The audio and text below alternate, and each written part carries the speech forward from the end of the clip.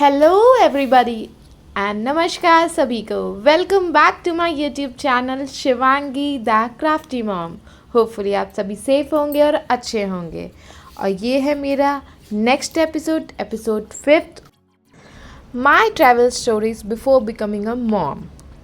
I hope आपने मेरे पुराने व्लॉग्स तो देखे होंगे, travel vlogs, travel story vlogs, जो एपिसोड 1, 2, 3, 4 गए हैं अभी तक। उसमें मैंने बहुत सारी चीज़ें शेयर किया और आज मैं जो आपके साथ वीडियो शेयर करने वाली हूँ ये हमारी one of the best memories में से एक है और ये मेरी फर्स्ट कैंडल लाइट डिनर है। तो चलिए स्टार्ट करते हैं। मैं आपको लोकेशन भी बताती हूँ, पहले आप जो है हमारे मोमेंट्स को देखिए। बहुत प्यारा कैफ़े था ये। तो ये वहाँ का एंट्रेंस था। उसके बाद ये वहाँ पे एंट्रेंस के बाद ये बहुत सुंदर सा हट वाला एक फील दे रहा था। जो ये वुडन वर्क होता है और ये जो ग्रीनरी होती है, ये वुडन लैम्प, ये सब बहुत खूबसूरत लगता है और ये लग भी रहा था ये। तो यहाँ से हम लोग आगे बढ़ते हुए फिर ये किपलिंग कैफ़े का बोर्ड है और यहाँ पे जो है ये कैफ़े था। दो तरह के था, आप अंडर द स्काई भी बैठ सकते हो या फिर ये शेड पे बैठ सकते हो। तो दोनों तरीके से हम लोग ने ये under the tree, under the sky, यहाँ पे लैम्प के पास बैठना का चॉइस किया और यहाँ पे हम लोग बैठे, जो कि बहुत सुंदर लग रहा था। और इनके पीछे आप इस इमेज में देख सकते हो, ये ऐसे कैबिन से डेकोरेट हो करके, ये पहले से बुक करना होता है वहाँ पे। एंड अकॉर्डिंग टू मी वो थोड़ा सा लिटिल एक्सपेंसिव लगा मुझे। 7,000 to 10,000 12,000 इतने से कैबिन के लिए हैप्पी एनिवर्सरी ऐसा कुछ लगाने के बाद तो वो मैंने अवॉइड किया कि मुझे वो नहीं चाहिए। उस टाइम पे ना लाइफ थोड़ी इजी थी, डेट्स इजीली प्लान कर सकते थे हम लोग, कभी भी उठे और हाँ जी डेट पे जा रहे हैं, ऐसा बहुत बहुत पहले से प्रॉपर प्लानिंग की ज़रूरत नहीं होती थी। And spending time together used to feel like effortless. Random कभी भी कुछ भी प्लान कर सकते थे, कभी भी कुछ भी प्लान हो जाता था हम लोगों का, कहाँ घूमने जाना है, कैसे घूमने जाना है, चलो उठे और चल दिए। तो अभी वापस आ जाते हैं कैंडल लाइट डिनर पे। मैंने ऑर्डर कर दिया था प्लीज़ और फिर ये हमारा ऑर्डर आ गया। So we order this blue lagoon and mojito plus French fries and pizza. And मैंने प्रॉपर मेकअप किया था, मैंने जो कुछ टाइम से सीखा था और प्रॉपरली मैं पोज दे रही थी। और बहुत सारे पोजेस मैंने ट्राई किए और ये रैंडम क्लिक करने की नाकाम कोशिश ये जारी थी मेरी। कैंडल नाइट हो रहा था, कैंडल वो जल रही थी और ये खाना देख के जो मेरे हस्बैंड के फेस पे स्माइल आती है, वाओ। और ये जो पीछे के आप छोटे छोटे कैबिन देख रहे हो ना, इसको पहले से ही बुक करना होता है। हम लोग भी ले सकते थे बट पहले से बुकिंग होती है इसकी। तो हम जहाँ थे वहाँ बहुत खुश थे, उसका लोकेशन भी बहुत सुंदर था। वो बाहर रूफटॉप के अंडर द स्काई, ये सारे कॉन्सेप्ट्स बहुत अच्छे लगते हैं।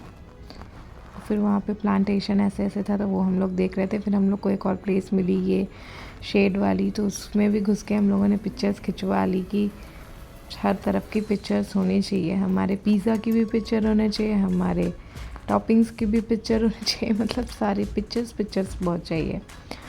और ये थोड़ा पास से हम लोगों ने लिया। अच्छा, मैं एक बात बताती हूँ, किपलिंग कैफ़े का जो ये एम्बियंस था वो बहुत ही ड्रीमी था। मतलब हर टेबल पे आपको कैंडल्स मिलेगी, dim light, tropical outdoor feel, और मतलब ये सारे इन्वायरमेंट को एकदम से रोमांटिक बना दे रहा था।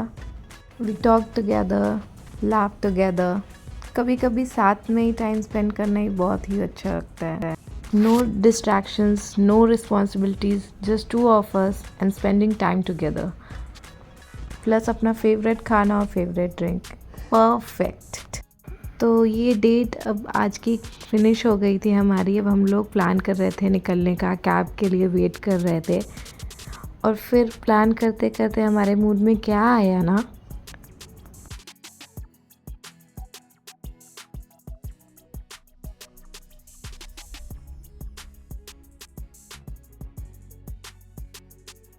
ऐसा हो सकता है क्या, चेन्नई के हर तरफ आपको बहुत सारे बीचेस मिल जाएंगे और हम लोग को लगता है कि सारे बीच हम लोग को एक्सप्लोर कर लेना चाहिए।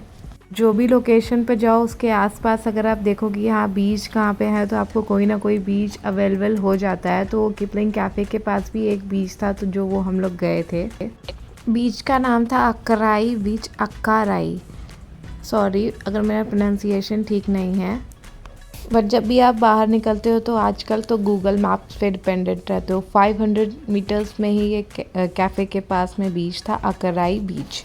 तो ये थी हमारी छोटी सी कैंडल लाइट डिनर की जर्नी, और अभी भी ये वीडियोस देख के बहुत अच्छा लगता है।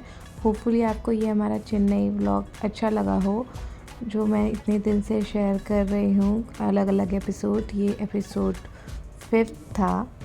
तो इसमें मैं अब जो है मैंने ऑलमोस्ट जो है चीज़ें जो चेन्नई की देखी है वो मैंने आपके साथ अभी एपिसोड बाई एपिसोड शेयर करी है। होपफुली आपको ये सीरीज़ अच्छी लगी हो। आपने अगर वीडियोस नहीं देखा है तो प्लीज़ जा कर के मेरे चैनल पे और भी एपिसोड्स देखें। मैंने कहाँ कहाँ विज़िट किया वो मैंने सब कुछ शेयर किया है। और थैंक यू जिन्होंने देखा और सपोर्ट किया। Please keep supporting me. और अब हमारा टाइम था चेन्नई को बाय बोलने का, तो अब हम लोग निकल गए थे वापस अपने घर प्रयागराज की तरफ। तो चेन्नई में बहुत अच्छा लगा, चेन्नई में बहुत एंजॉय किया, बट अब टाइम था वापस अपने घर जाने का। हाँ, हम लोग वापस आ गए थे कुछ दिन में ही।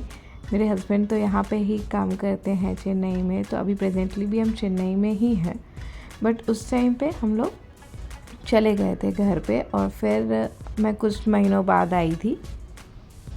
घर छोड़ के आना किसी को अच्छा नहीं लगता है, बिल्कुल भी अच्छा नहीं लगता है, बट जहाँ पे आप थोड़ा भी टाइम स्पेंड कर लो तो उस जगह को भी छोड़ के जाना अच्छा नहीं लगता है।